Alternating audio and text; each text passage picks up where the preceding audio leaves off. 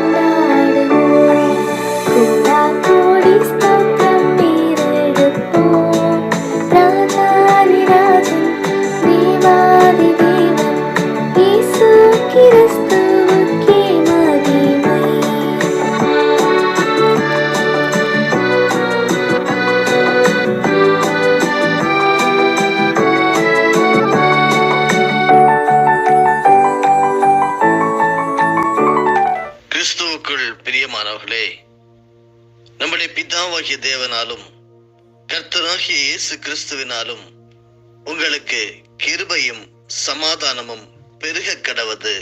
ஆமேன். தினம் ஒரு சத்திய வார்த்தை ஆடியோ நிகழ்ச்சிக்கு உங்களை வரவேற்கிறோம். இந்த நாளுக்குரிய தலைப்பு பிரயாணத்திற்கு தேவையான பலன். வேதாகமத்தின் ஆதார வசனம் 1 ராஜாக்கள் 19:5. ஒரு சூறை செடியின் கீழ் படுத்துக்கொண்டு நித்திரை பண்ணினான். அப்பொழுது ஒரு தூதன் அவனை தட்டி எழுப்பி, எழுந்திருந்து போஜனம் பண்ணு என்றான். இந்த நாளுக்குரிய திருமறையின் தியான பகுதி 1 ராஜாக்கள் 19 அதிகாரம் வசனங்கள் 1 முதல் 12 வரையிலும் படிக்க கேளுங்கள். எலியா செய்த எல்லாவற்றையும், அவன் தீர்க்கதரிசிகள் எல்லாரையும் பட்டயத்தாலே கொண்டு போட்ட செய்தி அனைத்தையும் ஆகாப் யேசபேலுக்கு அறிவித்தான். அப்பொழுது யேசபேல் எலியாவினிடத்தில் ஆள் அனுப்பி, அவர்களில் ஒவ்வொருவனுடைய பிராணனுக்கு செய்யப்பட்டது போல நான் நாளை இந்நேரத்தில் உன் பிராணனுக்கு செய்யாதே போனால் தேவர்கள் அதற்கு சரியாகவும் அதற்கு அதிகமாகவும் எனக்கு செய்ய கடவர்கள் என்று சொல்ல சொன்னாள். அவனுக்கு அது தெரிந்தபோது எழுந்து தன் பிராணனை காக்க யூதாவை சேர்ந்த பெயர்சபாவுக்கு புறப்பட்டு போய் தன் வேலைக்காரனை அங்கே நிறுத்திவிட்டான். அவன் வனாந்தரத்தில் ஒரு நாள் பிரயாணம் போய் ஒரு சூறை செடியின் கீழ் உட்கார்ந்து, நான் சாக வேண்டும் என்று கோரி, போதும் கர்த்தாவே, என் ஆத்மாவை எடுத்துக்கொள்ளும், நான் என் பிதாக்களை பார்க்கிலும் நல்லவன் அல்ல என்று சொல்லி ஒரு சூறை செடியின் கீழ் படுத்துக்கொண்டு நித்திரை பண்ணினான். அப்பொழுது ஒரு தூதன் அவனை தட்டி எழுப்பி, எழுந்திருந்து போஜனம் பண்ணு என்றான். அவன் விழித்து பார்க்கிற போது, இதோ தளரில் சுடப்பட்ட அடையும் ஒரு பாத்திரத்தில் தண்ணீரும் அவன் தலைமாட்டில் இருந்தது.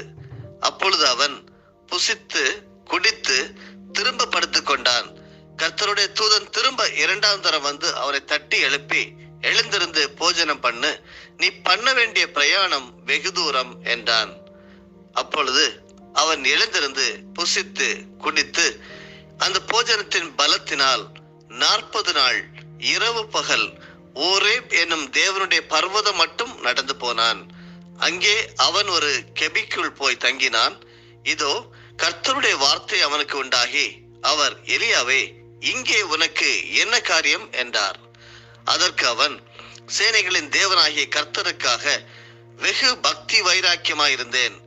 இஸ்ரவேல் புத்திரர் உமது உடன்படிக்கையை தள்ளிவிட்டார்கள். உம்முடைய பலிபீடங்களை இடித்து உம்முடைய தீர்க்கதரிசிகளை பட்டயத்தினால் கொண்டு போட்டார்கள். நான் ஒருவர் மாத்திரம் மீதியா இருக்கிறேன். என் பிராணனையும் வாங்க தேடுகிறார்கள் என்றான். அப்பொழுது அவர், நீ வெளியே வந்து கர்த்தருக்கு முன்பாக பர்வதத்தில் நில் என்றார். அப்பொழுது இதோ கர்த்தர் கடந்து போனார். கர்த்தருக்கு முன்பாக பர்வதங்களை பிளக்கிறதும் கண்மலைகளை உடைக்கிறதுமான பலத்த பெருங்காற்று உண்டாயிற்று. ஆனாலும் அந்த காற்றிலே கர்த்தர் இருக்கவில்லை. காற்றிற்கு பின் பூமி அதிர்ச்சி உண்டாயிற்று. பூமி அதிர்ச்சியிலும் கர்த்தர் இருக்கவில்லை. பூமி அதிர்ச்சிக்கு பின் அக்கினி உண்டாயிற்று. அக்னியிலும் கர்த்தர் இருக்கவில்லை. அக்னிக்கு பின் அமர்ந்த மெல்லிய சத்தம் உண்டாயிற்று. பிரயாணத்திற்கு தேவையான பலன். இஸ்ரவேலிலே எலியா என்பவர் ஒரு மிகப்பெரிய தீர்க்கதரிசி. நன்றாக ஆண்டவருடைய மகத்துவத்தையும் ஆண்டவருடைய பலனையும் பெற்று நல் ஊழியம் செய்தவர். அவருக்கு நடந்த ஒரு கதையை தான் இப்பொழுது நாம் வாசித்துக் கொண்டிருந்தோம். அருமையானவர்களே, அநேக நேரம் உங்களில் நீங்களும் இருக்கலாம், ஒருவேளை நானாக கூட இருக்கலாம். நான் சாக வேண்டும் என்று கோரி, போதும் கர்த்தாவே, என் ஆத்மாவை எடுத்துக்கொள்ளும், நான் ஏன் என் பிதாக்களை பார்க்கிலும் நல்லவன் அல்ல என்று சொல்லி எலியாவை போல படுத்துக்கொண்டு நித்திரை செய்கிறவர்களாக அநேக தங்களுடைய வாழ்க்கையிலே இருந்து கொண்டிருக்கிறோம். வாழ்க்கையிலே ஏற்படுகின்ற விரக்தி, பிற ஜனங்களால் கொடுக்கப்படக்கூடிய தொந்தரவான சூழ்நிலைகள், இவற்றை சகிக்க முடியாமல், பொறுத்து கொள்ள முடியாமல் சோர்ந்து போய் இருக்கலாம். அதற்குத்தான் இந்த காலை வேளையிலே ஆண்டவருடைய சத்தியம் உங்களை தேடி வருகிறது. பிரயாணத்திற்கு இன்னும் வெகு தூரம் இருக்கிறது. நீ எழுந்து போஜனம் பண்ணி பிரயாணம் பண்ணு என்று. நீ பண்ண வேண்டிய பிரயாணம் வெகு தூரம். அன்பு சகோதரனே, சகோதரியே, உங்களுக்கும் எனக்கும் இன்று காலையிலே தேவனால் வரக்கூடிய தூது என்னவென்றால், நாம் செய்ய வேண்டிய பிரயாணம் வெகு தூரம். நம்முடைய பிரயாணத்திற்கு தேவையான பலனை தருகிறவர் ஆண்டவர் மாத்திரமே. இப்படிதான் ஒரு கோடை காலத்தில் என்னால் செய்ய முடியாது என்று எண்ணிய ஒரு காரியத்தை ஒரு அன்பு சகோதரர் செய்து கொண்டிருந்தார். அது ஒரு எழுதும் வேலை. ஒரு காலவரையோடு கூடிய அந்த திட்டத்தை நிறைவேற்ற அநேக நாட்களை செலவிட்டும் அதனை அந்த சகோதரரால் செய்து முடிக்க முடியவில்லை. மிகவும் சோர்வடைந்ததோடு உற்சாகத்தையும் இழந்திருக்கிறார். இந்த திட்டத்தை கைவிட எப்படியாவது ஒரு வழி வேண்டும் என்று சொல்லி திட்டத்தை கைவிடுவதற்காகவே எண்ணிக்கொண்டிருந்திருக்கிறார். அப்பொழுது ஒரு ஞானமுள்ள அவருடைய கிறிஸ்தவ ஒரு நண்பர், எப்பொழுது கடைசியாக உன்னை புதுப்பித்துக் கொண்டாய்? உனக்கு ஓய்வு அவசியம். அத்தோடு ஒரு நல்ல உணவையும் நீ சாப்பிட வேண்டும் என்று கூறியிருக்கிறார்கள். அவர்கள் கூறியது சரிதான் என்பதை புரிந்து கொண்டு அவர்களுடைய ஆலோசனை எலியாவை குறித்து சிந்திக்க வைத்திருக்கிறது. அவன் எசபேலிடமிருந்து ஒரு பயங்கர செய்தியை கேள்விப்படுகிறான். பாருங்கள், எசபேல் என்கிறவர் ஒரு பெண்.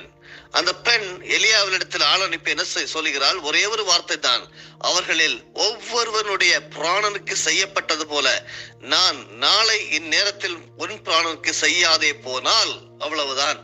அவள் செய்வாளா செய்யவில்லை என்பது இல்லை. ஒரு வார்த்தையை கேட்ட அந்த மாத்திரத்திலே என்ன செய்தார்? எலியா செய்த எல்லாவற்றையும், அதாவது அங்கே இருக்கின்ற பொய் தீர்க்கதரிசிகள் எல்லாரையும் வெட்டி கொண்டு விடுகிறார் எலியா தீர்க்கதரிசி. அதற்கு மாறாக நான் உனக்கு அப்படியே செய்வேன் என்று சொல்லி எசபேல் என்னும் ஒரு பெண் சொன்ன அந்த ஒரு வார்த்தையிலே அப்படியே கொந்தளித்து போய் அப்படியே சோர்ந்து போன ஒரு எலியா, இப்படி ஒரு வார்த்தை வந்து விட்டதே. வார்த்தையை கேட்கிறது மிகவும் அருமையானவர்களே. எப்படிப்பட்ட வார்த்தையை நீங்கள் கேட்டுக்கொண்டிருக்கிறீர்கள்? இப்படி இந்த சகோதரனுக்கு இந்த சகோதரர் கூட இந்த எழுத்து பணியிலே செய்து கொண்டிருந்த சகோதரர் கூட அவர்களுக்கு கிடைக்கப்பட்ட வார்த்தை ஒரு உற்சாகமான வார்த்தை வரும்போது அவர் உற்சாகப்படுத்தப்படுகிறார். இங்கே எலியாவுக்கு அந்த வார்த்தை ஒரு துயரமான வார்த்தை. பயந்து போய் திகைத்து போய் நான் எங்கே ஓடுவேன் என்று சொல்லி ஒரு சூறை செடியின் கீழ் படுத்துக்கொண்டு நித்திரை பண்ணுகிறவனாக இருக்கப்படுகிறான். பாருங்கள், அவர் அந்த நண்பருடைய திட்டம் என்னவென்றால் எப்படியாவது இந்த ஒரு நல்ல ஒரு ப்ராஜெக்டை எழுதி முடிப்பது என்று சொல்லி, ஆனால் வந்த வார்த்தை அவருக்கு கிடைக்கப்பட்ட ஆலோசனை ஒரு உற்சாகமான ஒரு ஆலோசனையாக வந்தது. அவர் உயிரடைகிறார். தொடர்ந்து அந்த பணியை வெற்றிகரமாக செய்து முடிக்கிறார். ஒருவேளை அருமையானவர்களே, நீங்கள் பண்ண வேண்டிய பிரயாணம் வெகு தூரமாக இருக்கலாம். உங்களுக்கு ஓய்வு அவசியமாக இருக்கலாம். உங்களை திருப்திப்படுத்தும் சத்தான உணவு ஒருவேளை உங்களுக்கு தேவைப்படலாம். அடைந்தவர்களாய் பசியோடு இருக்கும் போது ஏமாற்றத்திற்கும் பயத்திற்கும் நீங்கள் உள்ளாக நேரிடலாம். ஆனால் இந்த விழுந்து போன உலகத்தில் தேவன் அவருடைய படைப்புகளின் மூலம் நம்முடைய சரீர தேவைகளை சந்திக்கும் போது நாமும் அவருக்கு பணி செய்யும்படி அடுத்த அடியை அழகாக நாம் எடுத்து வைக்க முடியும். இதுவே சத்தியம். அருமையானவர்களே, எலியா தீர்க்கதரிசி சொன்னது போல, நான் சாக வேண்டும், போதும் கர்த்தாவே, என் ஆத்மாவை எடுத்துக்கொள்ளும் என்று நான் என் பிதாக்களை பார்க்கிறோம், நான் நல்லவன் அல்ல என்று சொன்ன அந்த புலம்பலை போல, புலம்பி இருந்த அந்த எலியா தீர்க்கதரிசியை போல யாராவது புலம்பிக் கொண்டிருப்பீர்களானால், ஆண்டவராகிய இயேசு கிறிஸ்துனுடைய நம்முடைய தேவனுடைய வார்த்தை நமக்கு வருகிறது.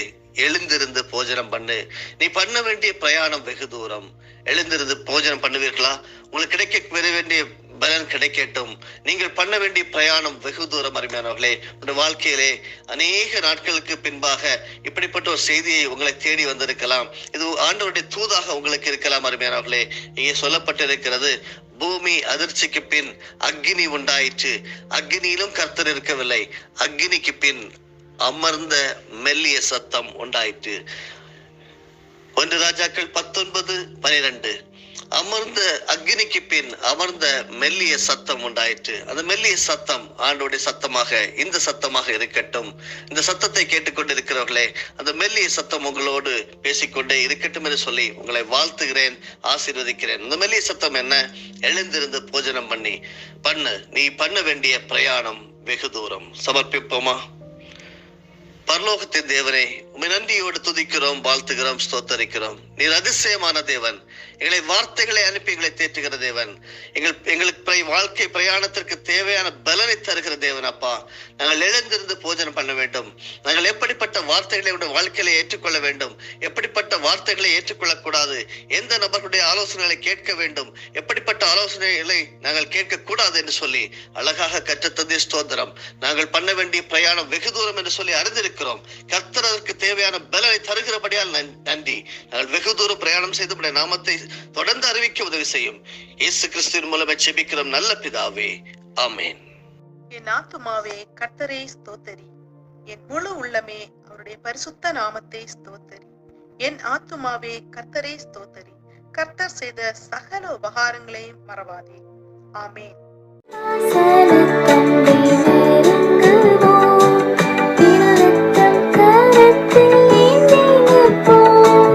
கிருபை